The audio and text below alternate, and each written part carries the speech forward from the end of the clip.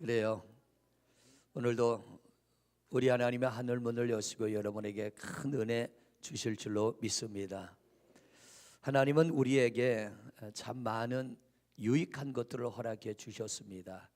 건강도 주시고 또 물질도 주시고 또 어떤 이에게는 명예도 권세도 주시고 재물도 주시고 때로는 시간적인 여유도 있고, 그런데 하나님이 우리에게 주신 이 에너지를 잘 쓰면 덕이 되고 사람들에게는 덕이 되고 내게는 복이 되고 하나님께는 영광이 될 줄로 믿습니다. 그런데 이것을 우리가 잘못 쓰면 화가 됩니다. 잘못 쓰면 독이 됩니다. 잘못 쓰면 하나님의 영광을 가립니다. 그러므로 우리 하나님이 내게 주신 이 유익한 에너지를 어떻게 하면 좀 더 잘 쓸 수 있을까?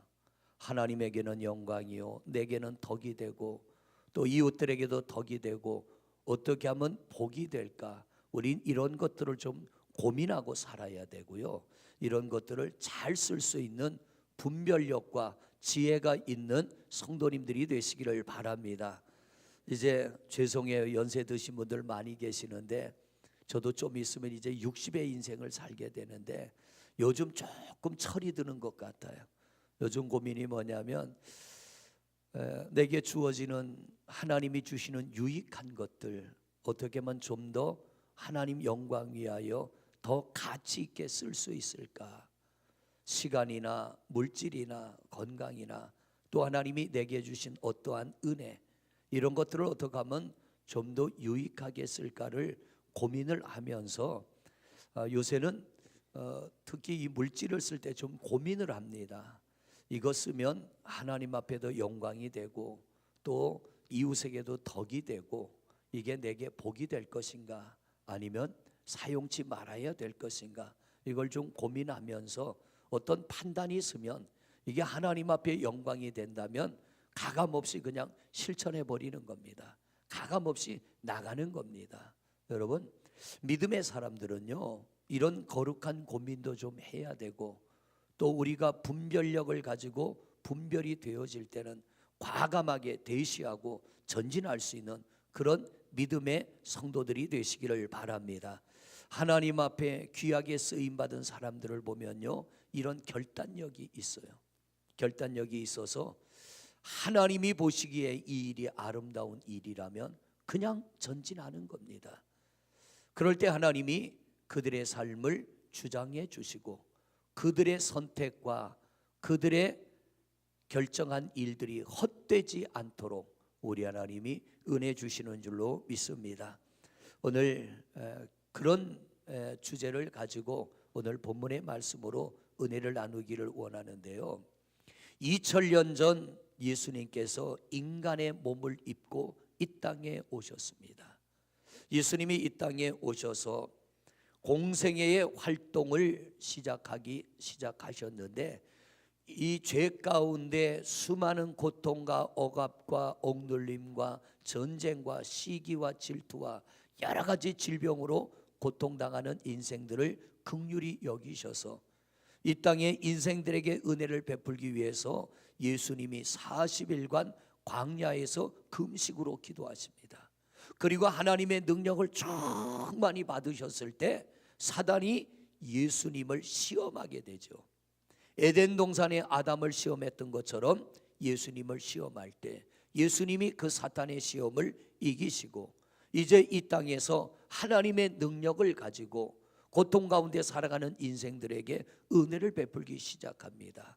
오늘 말씀이 바로 그 내용 중에 하나인데요, 예수님께서 공생애를 시작하며 이제 여기저기 다니면서 하나님의 능력을 가지고 이적과 기적을 나타내는데 얼마나 많은 사람들이 와서 예수님에게 내 병을 고쳐주세요, 내 문제를 해결해 주세요, 얼마나 많은 사람들이 찾아오는지 예수님이 피곤하여서 그들을 피할 정도로 많은 사람들이 찾아오게 됩니다. 예수님께서 오늘 본문을 보면 가버나움으로 가십니다. 그리고 한 집에 들어가셨어요. 그런데 예수님이 이 가버나움으로 오시기 전에 오늘 1장 6절 말씀, 45절 말씀을 한번 봅니다. 45절 말씀 같이 읽습니다. 시작.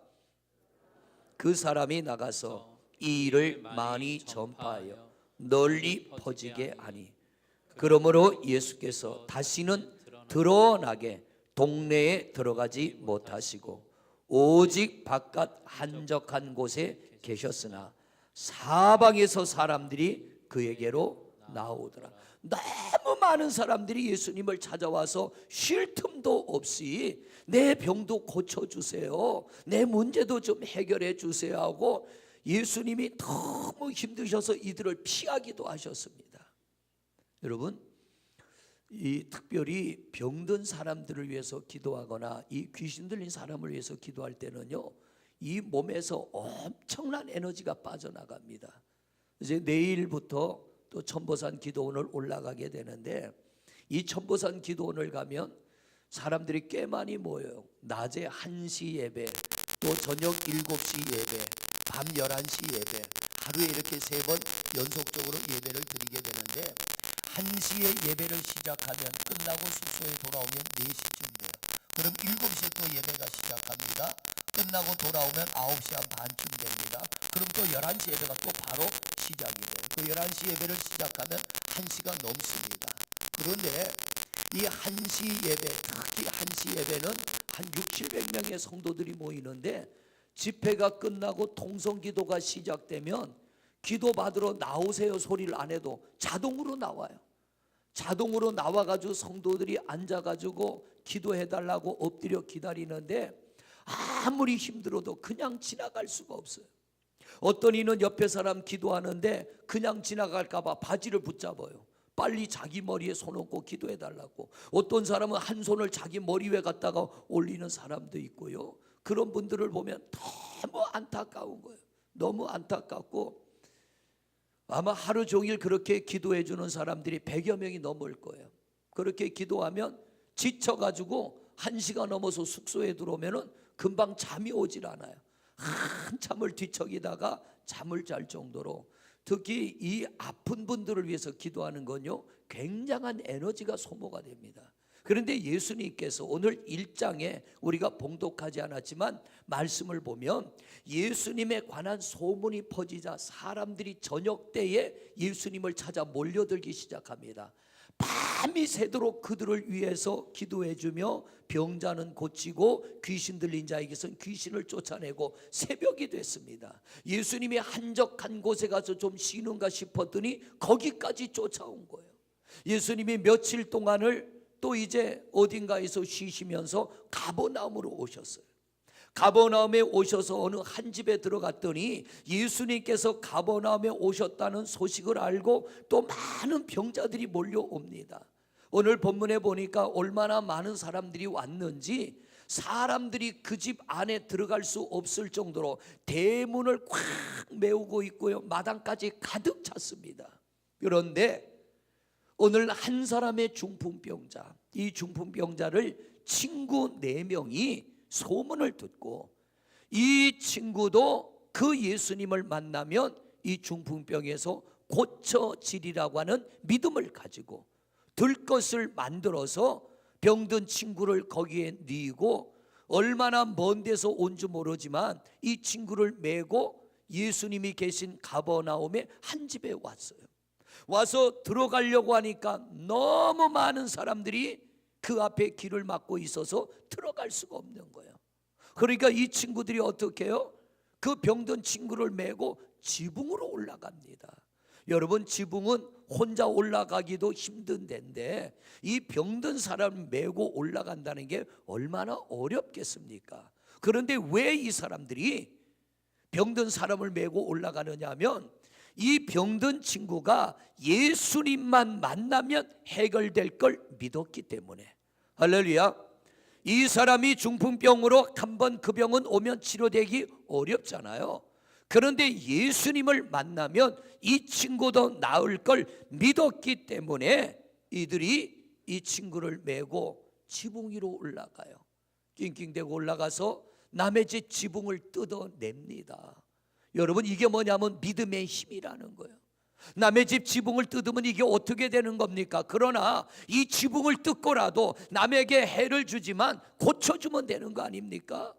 지붕을 뜯고라도 자기들이 여기까지 온 목적을 이루기 위하여 지붕 위에서 병든 친구를 끈을 달아서 예수님 앞에 늘어뜨립니다.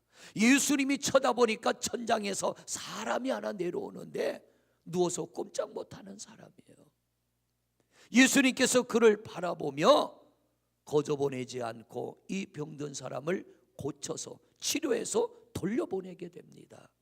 이게 뭐냐면 믿음으로 인하여 맺혀진 열매라고 하는 것입니다. 요즘 저희 교회에 이 비슷한 일이 일어나고 있어요. 성도님 한 분이 부평 성모병원에서 매일 가서 항암 치료를 받아야 되는데 무려 한 달 동안을 매일 가야 됩니다. 그런데 몸이 너무 쇠약해서 버스를 탈 수가 없어요.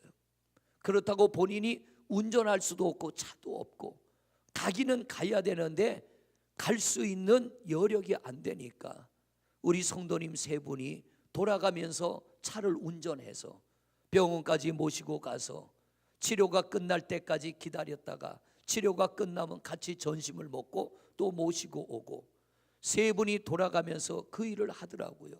한 번은 제가 성모병원에 신방을 갔는데 우리 신방 전도사님이 어디다 전화를 해요.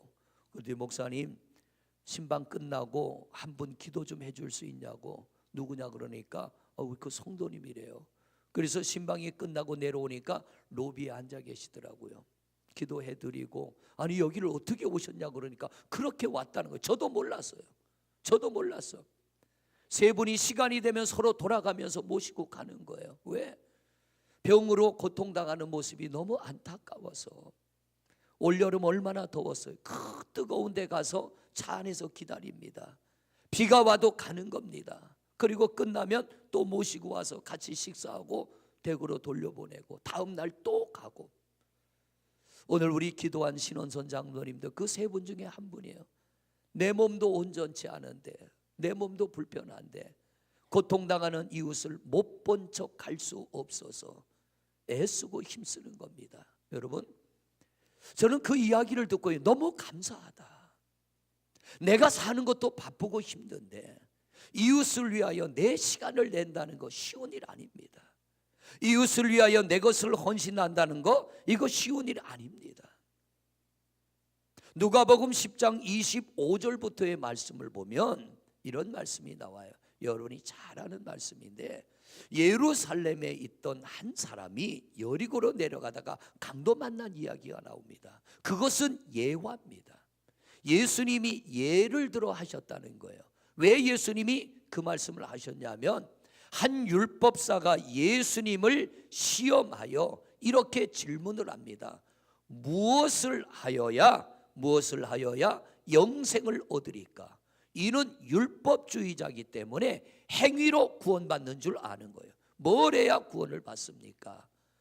그때 예수님께서 대답하기를 내 마음을 다하며 목숨을 다하며 내 힘을 다하여 주 너의 하나님을 사랑하고 또 내 이웃을 내 자신같이 사랑하라. 주님이 이렇게 말씀하셔요. 내 몸과 내 마음과 내 힘과 내 정성과 네가 가진 그 모든 것을 다하여 하나님을 사랑하고 이웃을 사랑해라. 그때에 이 율법사가 예수님에게 또 반문하지요.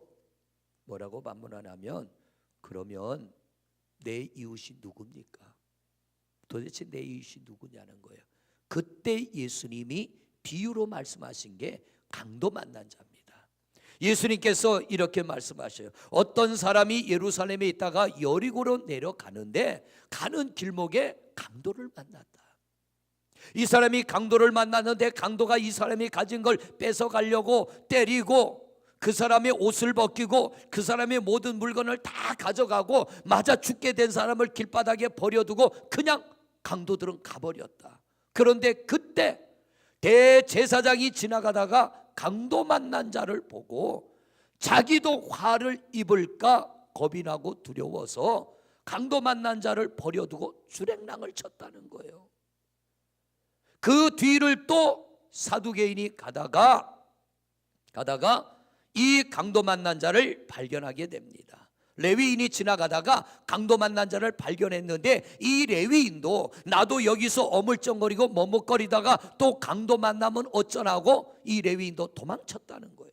그런데 제사장과 레위인에게 사람 취급받지 못하고 멸시당하고 무시당하는 사마리아 사람이 그 강도 만난 자의 곁을 지나가다가 강도 만난 자를 자기가 가진 포도주와 기름을 그 상처에 발라주고 그걸로 안 되니까 자기가 타고 온 나귀에 이 강도 만난 자를 태우고 주막에 데리고 가서 주막에다 맡기면서 뭐라고 합니까?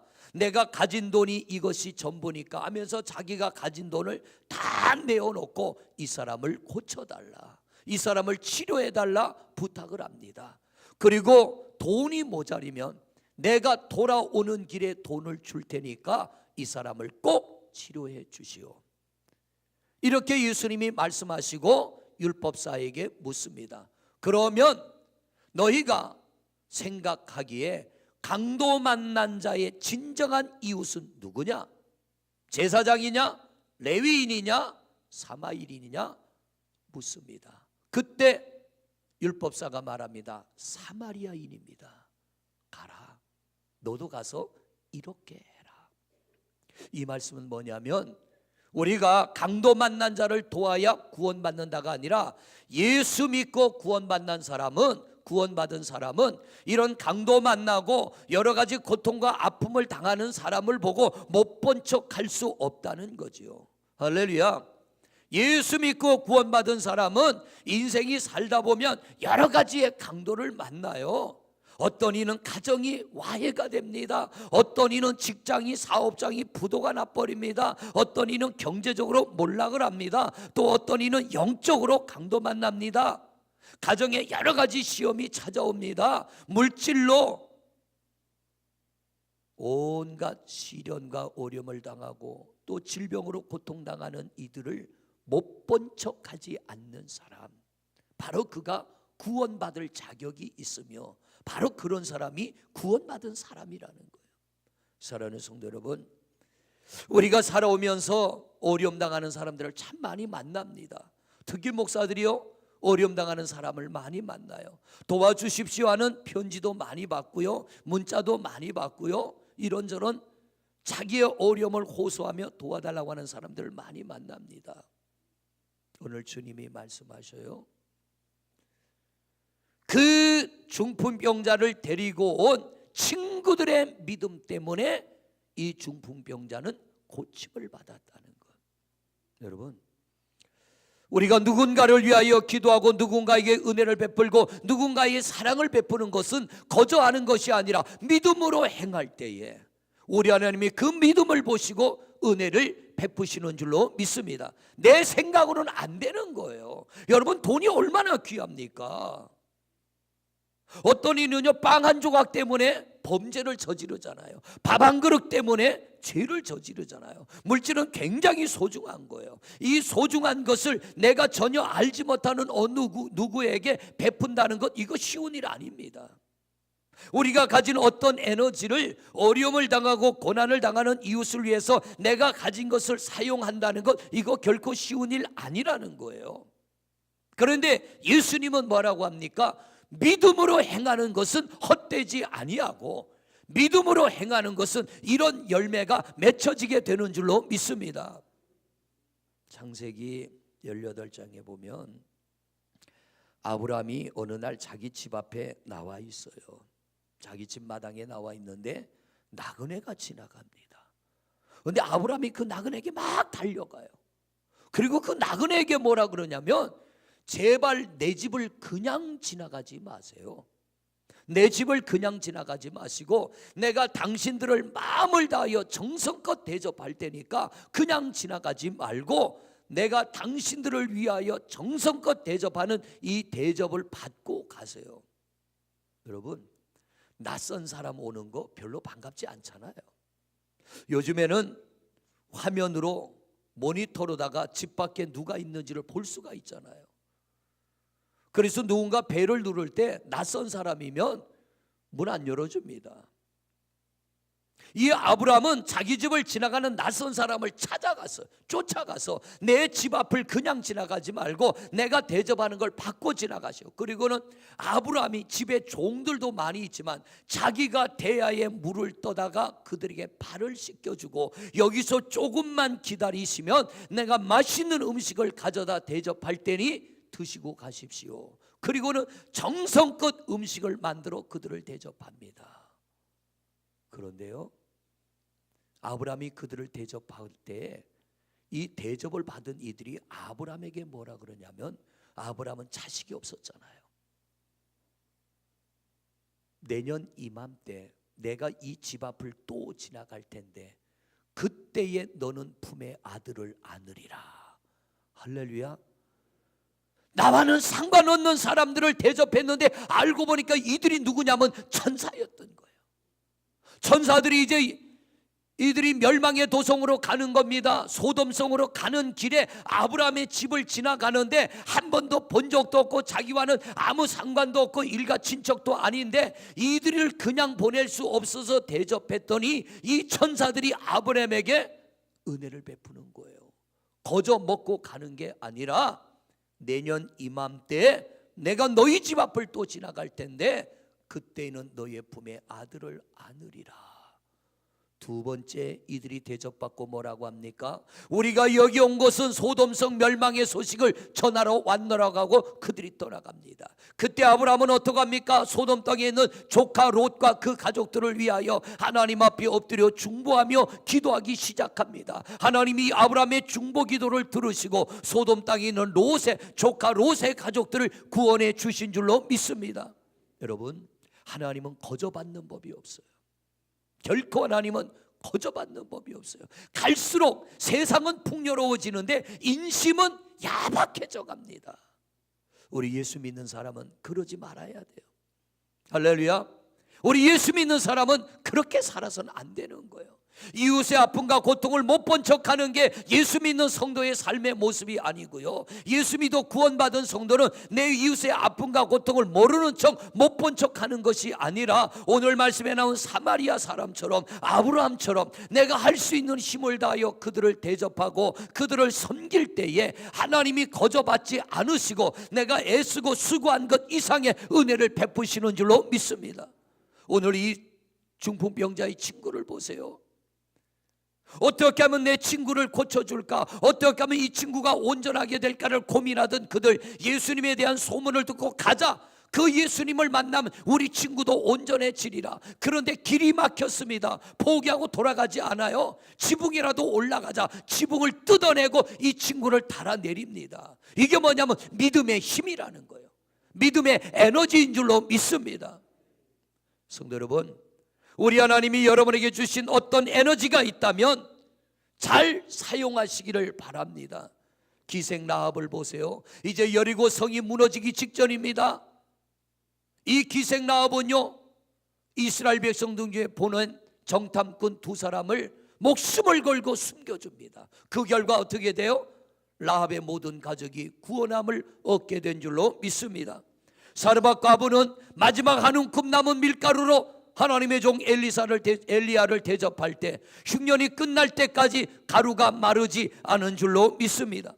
요셉은 자기를 죽이려다가 팔아먹은 형제들, 그가 총리가 됐을 때 그들에게 자비를 베풉니다. 사랑을 베풉니다. 그렇기 때문에 하나님이 그를 총리로 세워주신 줄로 믿습니다.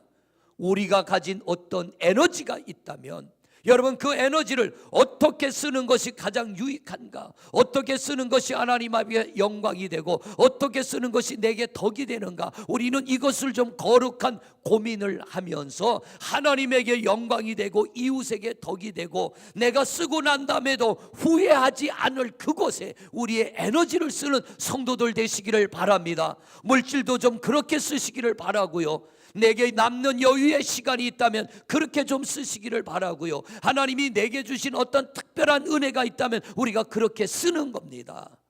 은밀한 중에 보시는 하나님, 은밀한 중에 갚아주시는 줄로 믿습니다. 오늘 이 말씀을 들으면서 여러분의 마음에 나도 이런 일을 좀 한번 해봐야겠다, 나도 내가 가진 에너지를 누군가를 위해서 좀 한번 써봐야겠다. 우리 성도들 중에 지금 방사선 치료받고 항암 치료받는 성도님들이 4분이 있습니다.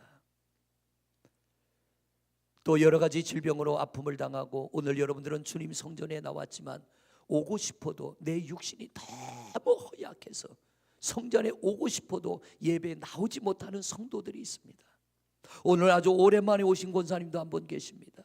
여러분, 우리가 그들을 직접 찾아가서 그들을 위하여 기도하지 못하지만 오늘 이 시간에 말씀을 듣고, 하나님, 이 시간만이라도 내가 그들을 위하여 기도하겠습니다. 내가 그들의 이웃이 되겠습니다. 건강의 강도, 물질의 강도, 여러 가지 어려움을 당한 성도들, 내가 누군지 자세히는 모르지만 오늘 내가 누군가를 위하여 기도할 때 하나님은 우리의 기도를 들어 응답하여 주실 줄로 믿습니다.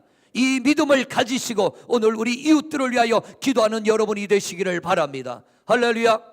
하나님이 오늘 우리가 이 말씀 가운데 마음이 열리고 믿음을 가지고 행할 때 우리 믿음의 행위를 하나님이 거절치 아니하시고 반드시 우리 하나님은 무너지는 가정들을 회복해 하실 것이며 우리의 무너진 건강도 회복하실 것이며 신앙도 회복시켜 주실 것이며 우리에게 새로운 은혜를 베풀어 주실 줄로 믿습니다. 오늘 저는 여러분과 함께 찬송하고 기도하기를 원합니다. 누군가 널 위해 기도하네, 우리가 이 찬양을 부르는데요, 누군가를 위하여 오늘 기도하는 여러분 되시기를 바랍니다. 그리고 누군가의 기도를 통해서 하나님은 그들에게 응답하시고 은혜 베풀어 주실 줄로 믿습니다. 우리 누군가 널 위해 기도하네 찬양합니다.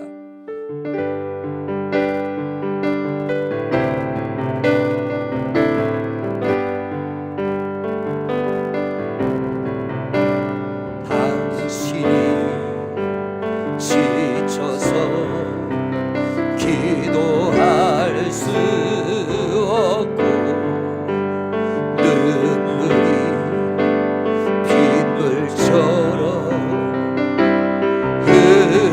흘러내릴 때 주님은 아시네. 당신의 약한 그 사랑으로 돌봐주시네.